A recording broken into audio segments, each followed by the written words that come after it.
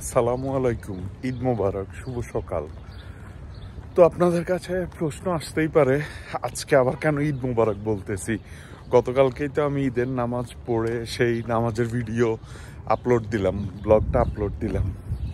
তার কারণ হচ্ছে কানাডাতে আজকে আবার কিছু মানুষ, মানে মুসলমানদের একটা অংশ আজকে ঈদ পালন করতেছে, কুরবানের ঈদ। জানি না তারা কোন নিয়মের ভিত্তিতে বা কোন মাসালার ভিত্তিতে এই ঈদ পালন করতেছে, বাট ওনারা আজকে ঈদ পালন করতেছে। একটু পরে যাবে ঈদের নামাজ পড়তে।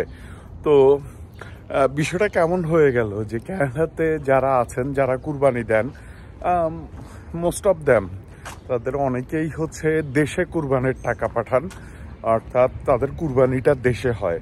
তো যাদের কুরবানিটা দেশে হয়, বাংলাদেশে কিন্তু অলরেডি কুরবানি হয়ে গিয়েছে। আর যারা এখানে আজকে ঈদ সেলিব্রেট করবে, ওনারা এখনো ঈদের নামাজই পড়েননি, ওনাদের কোরবানি হয়ে গেছে। তো কেমন গোলমেলে না?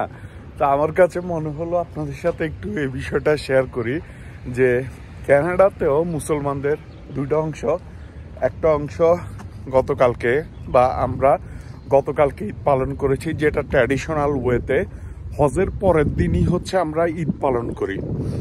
এটা ছোটবেলা থেকে করে আসছি, এটাই তো হয়ে আসছে যে হজের পরের দিনই আমরা ঈদ করি, ঈদ পালন করি। আর কানাডাতে গতকালকে আমরা ঈদ পালন করেছি, আর আজকে মানে অলরেডি তো আজকে রাত হয়ে গেছে, বাংলাদেশেও ঈদ হয়ে গেছে।